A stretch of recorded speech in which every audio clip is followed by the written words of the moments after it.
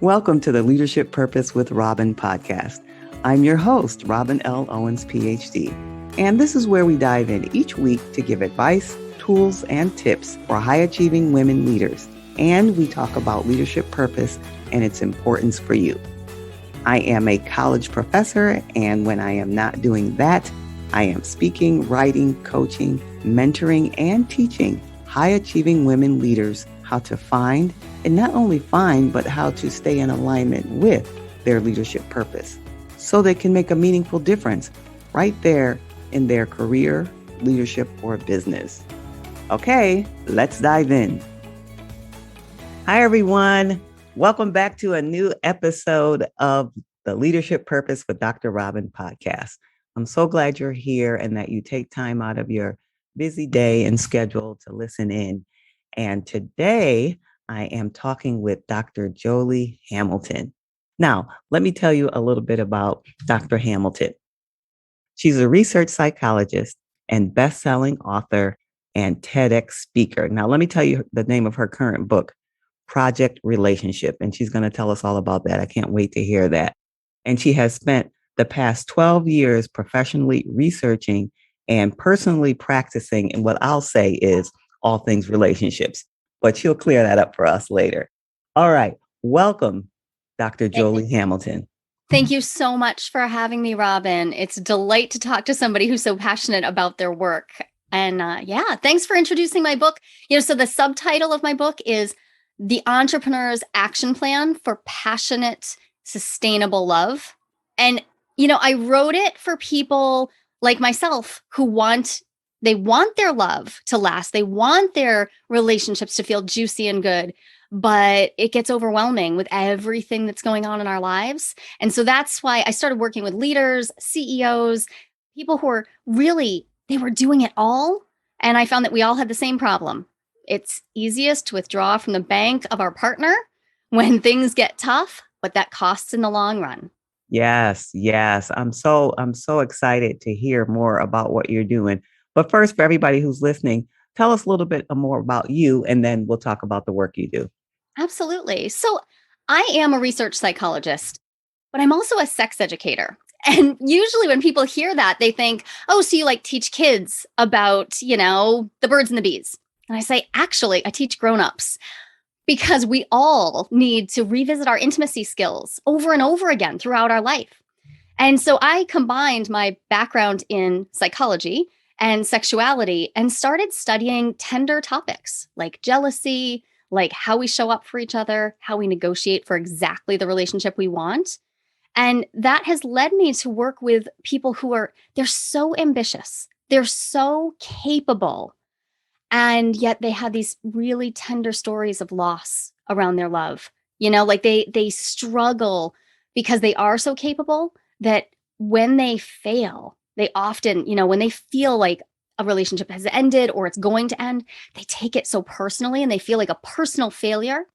So I wrote this book thinking, okay, there's stuff we can do about this, whether this is about restructuring and getting my current relationship juicy and awesome, or whether we're in between relationships and we're like, I don't want to make those same mistakes again. I'm gonna really dig in and figure out how I want to do this. I just wanted to write it down. And, at the end of the day, I have 7 kids. I wanted to leave it for them and say, just in case I'm not here, here's the instruction manual. Don't make the same mistakes I did. At least make new ones. Yes. Wow. You have your hands full with 7 kids. Good for you for doing this and thinking about that sort of legacy. Yeah. What do we have except our legacy, right? Exactly. So tell us how you came to this work. So I came to it by making all the mistakes. I grew up in a very dysfunctional household where it was normalized to be codependent in relationships. And in fact, it was so normalized, my father actually taught me the word codependent and sort of treated it as aspirational. He thought that the fact that my mother and he were so enmeshed that they really couldn't survive without each other was a nice thing. And it was a little tongue in cheek. But what that did was it taught me to look for something that was always going to cause me to doubt myself, not really know myself. And as so many of us do, I recreated that in my first marriage. And though I loved my partner deeply, that led me to be further and further away from the person I knew I could be. And that doesn't serve anyone. It doesn't serve my higher purpose. It didn't serve the world. It certainly didn't serve my children. And it didn't serve my husband, because we were together becoming sort of half versions of who we might have been. We learned by splitting what it might have taken to figure out how to do something better. And when I started writing all of this down, it was after spending a decade learning, studying. I decided to go back and get a bachelor's, a master's, a doctorate, and a separate certificate just to understand what the heck went wrong, figure my way out of it. It was a lot of work. So I wanted to write it down in a succinct format. Yeah, that is a lot of work. And good for you for turning that situation around to then say, I want to look into this.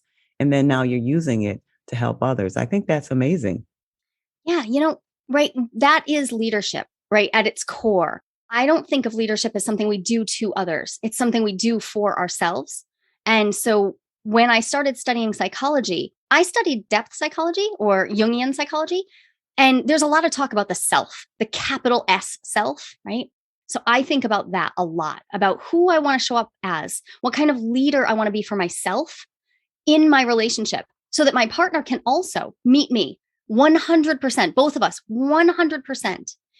And when I'm working with clients, often what I see is that over the years, we develop tendencies where we're each sort of fighting over the scraps rather than showing up 100%. It's so sad. Rather than giving ourselves the true gift of being like fully ourselves and then giving that over to our partner too, we show up with little bits. We lose ourselves. Yes. What a value to be able to not do that, to be fully in yourself and in your relationship at the same time. That's a true value. Now, earlier you mentioned the subtitle of your book. Let's hear that again. Tell us about the subtitle of your book. Yeah. It's the entrepreneur's action plan for passionate, sustainable love. And so this is the work you do now? You creating these action plans for entrepreneurs? Yeah. So many times people think about finding help for their relationship when it's already in trouble. But I find that the most strategic decision we can make is to take seriously where our strengths are and act on all areas of our life as if we could make them better, even if we're not sure how.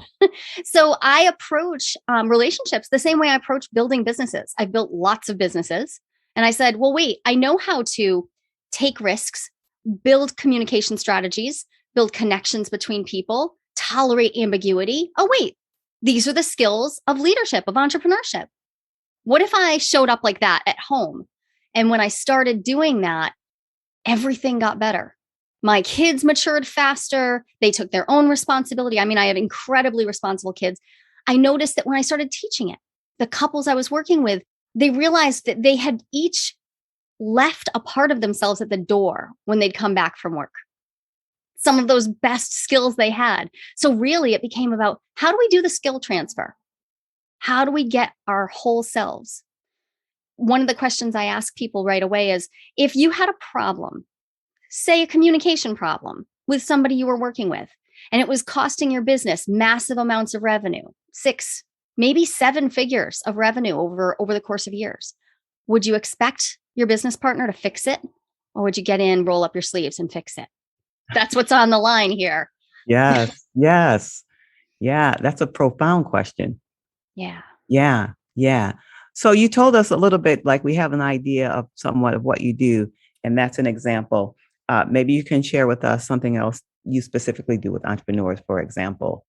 So I have a 2-step process that I do with entrepreneurs that I think really it's very, very intuitive. When you hear about it, you're like, oh, I do this at work all the time. No problem. I ask people to dig in and think about, just set aside an hour or so to take a walk, get yourself out of your home context, take yourself on a coffee date, whatever. Let yourself think about, why do I show up in my relationship? What is my why? Why am I here at all? Just like Simon Sinek says about your business, find your why, because that's going to make the grind so much easier. And here's where the rubber meets the road. Step 2, after your partner's done the same, come together, share your why, and then decide on a purpose. Really decide together on what the purpose of your relationship is. This purpose could be an overarching one, like you could have a commitment to your divinity, to your God, to you could have a commitment to your family, to your children. You could have a commitment, like my partner and I, our primary commitment is growth over comfort. We have both committed to, yep, we're in it for the growth. And if that means that we need to spend time apart, so be it. Not everybody chooses that.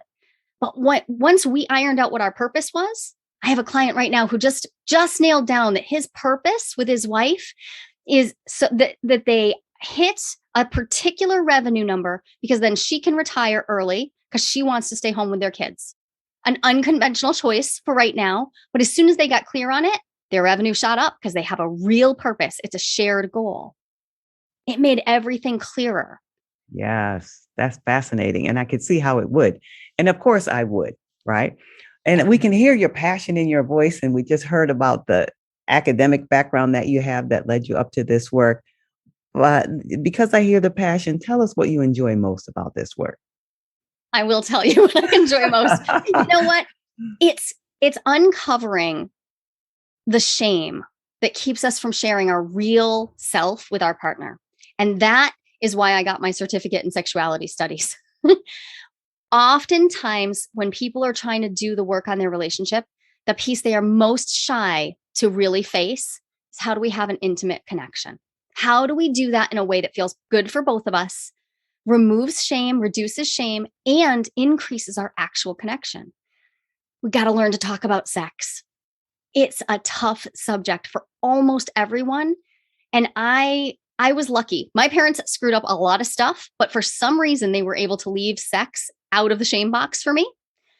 So it comes very naturally to me. So what I do is set people at ease in discussing what they want out of their sexuality, what they want to share with their partners. That lights me up. If you can connect two people over that, there's usually a whole new marriage to be found. I could imagine so. Okay.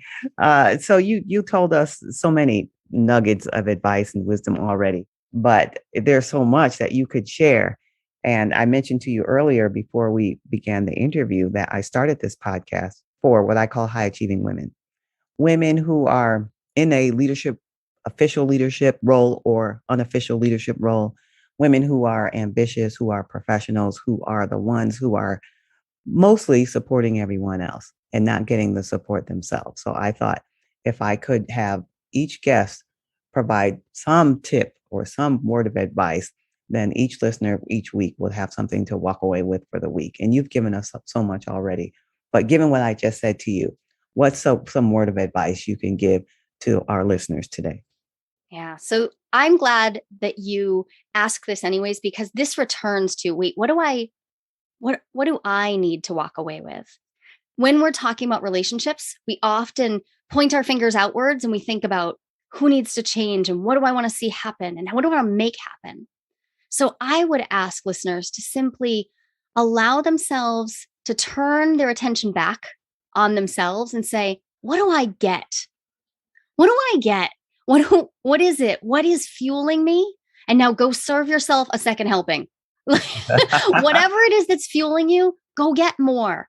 We rob ourselves of joy when we are constantly caretaking. I know this because, 7 kids and nursed 5 people now through their death process. Wow. It's been my entire adulthood caretaking. Wow. If I didn't go back for seconds of joy, I would not be standing here today. That's amazing. And that you're here. And what I appreciate about what you're saying is because we were just talking about relationships. And often when we're thinking about relationships, we're thinking about the other person and ourselves. But, there's a projection toward the other person. So I like this in particular, this come back to the focus on you, right? Yeah. Come back. Yeah. Yeah. So I really appreciate that. All right. So now, as you know, my own work has to do with leadership purpose. So when you hear that term, what comes to your mind? As soon as I heard the title of your podcast, I was like, I didn't realize that the word purpose for me often gets separated from leadership. And so when you put those two words together, I instantly thought, oh, it's another chance to get intentional. That's what I heard. I heard, oh, how do I decide what my leadership looks like rather than try to pick up some script and fit into somebody else's shoes? That's what I'm thinking about. What's the intention? What do I want to do myself? Yes, yes. I love that. Of course. Of course. So do you think it's important for people to have leadership purpose, however they define it? And if so, why? Yeah, I, what a great way to put it. Yeah, it is important to self-define these things. I'm married to someone who self-identifies as not a leader, which is interesting because he's a senior level software architect. He knows how to fill up a space and how to take care of a team. But he identifies strongly as being a great first mate, like that person you're going to turn to and is going to fulfill the requirements. But he does not want to be Picard on the Enterprise. He just doesn't want that. He wants somebody else to run that part. And that is his leadership. His version of leadership is to say, I want to maintain the system and I want to be able to go where your vision takes us. And when he realized that, he stopped comparing himself to me, who I identify as very visionary and very big picture. He stopped comparing himself to me, and we then could lead in our own ways, which just up-leveled our family structure, our businesses, our respective businesses, because we were no longer in competition. We were each fulfilling our leadership roles the way that best suited our personalities.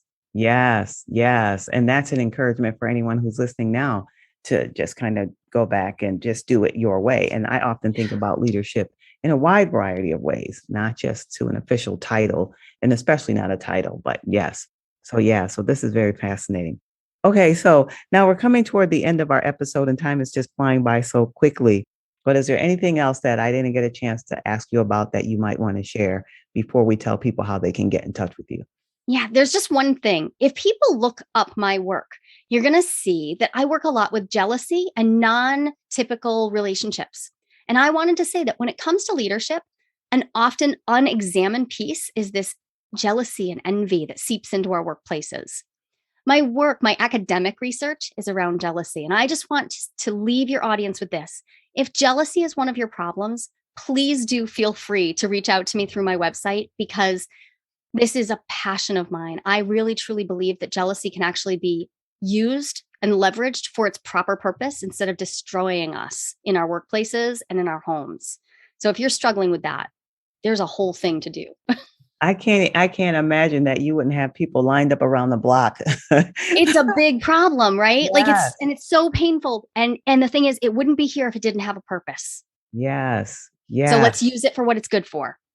That's awesome. That's amazing. So I'm convinced there are people who are saying, well, how can I find more? How can I connect? How can I do more? So tell them how they can connect with you. Yeah, I would love it if people popped on over to my website. It's Joli Hamilton, Joli Hamilton, like the musical, nice and easy.